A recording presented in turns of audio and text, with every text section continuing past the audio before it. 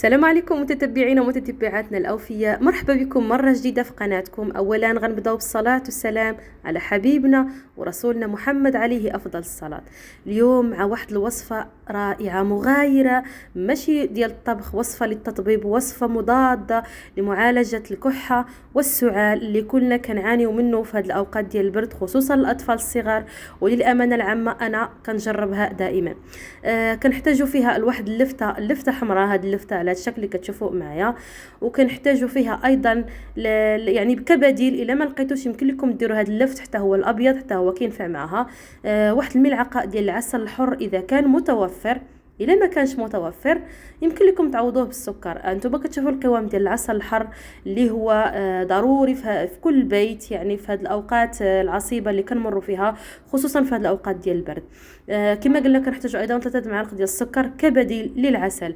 بسم الله على بركه الله. غادي نبداو معكم الوصفه اللي صراحه رائعه، جربتها لوليداتي وجربتها لراسي. كنجربها لولدي كانت عنده 8 شهور، ما كنتش كنبغي نزعم على السيروات الاخرين باش يعني، وصراحه عطاتني نتيجه فعاله، وقلت لي مالا انني نتشاركها وتعم الفائده. ويعني الانسان الى عرف شي حاجه مزيان يوصلها للناس الاخرين باش يستافدوا منها.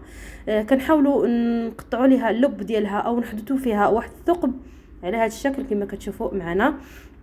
ما كنضيعوش اللب كله، لا فقط نديروا فيه واحد الحفره يعني او ثقب، وكنحاولوا نملؤوا داك الثقب بالعسل، بملعقه من العسل اللي من بعد غادي تذوب معنا، وغادي يعني داك اللفت غيطلق الماء وغادي يتشكل لنا واحد السيرو اللي هو رائع. يعني حتى الوليدات ما غاديش يعني نبزوا عليهم يشربوه، لان اصلا حلو مع العسل الحر ما غاديش يبان مذاق اللفت.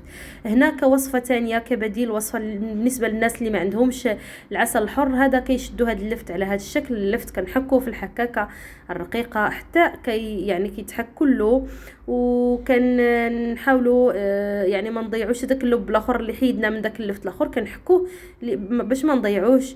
وكنضيفوا عليه 3 معالق ديال السكر. حتى هي هاد الوصفه فعاله، نتمنى تجربوها، نتمنى تجربوها، لانها عطاتني نتيجه من اول استعمال. خصوصا الوليد عندي ديك الساعه كانت عنده يعني 8 اشهر، وما كنتش كنزعم نشري له بزاف هاد السيروات ديال لا فارماسي، وصراحه كنت كنستعملها له عفوا، وعطاتني نتيجه فعاله. كنوضعوا الوصفتين على جنب، وكنتسناو عليهم ساعتين على الاقل. من الافضل يعني انها تبات باش يتفاعل داك تفاعل يعني داك اللفت مع العسل والسكر. ولكن اذا كنا مستعجلين انا هنا خليتها لمده ساعتين فقط، ساعتين كافيه ان يعني تعطيني هذا السيرو اللي هو رائع وفعال ضد الكحه. كتشوفوا يعني انه طلق داك الماء كامل اللي في اللفت. غادي نحاولوا نحتفظوا به في واحد الجويره هكا او جيره صغيره باش نبقاو نعطيوه بتناوب الوليدات ديالنا. من الاحسن يعني 3 المرات في اليوم كافيه. قبل كل وجبه كنعطيو ملعقه. غادي تشوفوا معايا ايضا الوصفه الثانيه، يعني بديل ديال العسل اللي ما كيطفوش على العسل ويعني كيدير فقط السكر. كتشوفوا حتى هو داك اللفت تطلق كامل داك الماء ديالو وكلشي المنافع ديالو ولات في هذا السيرو.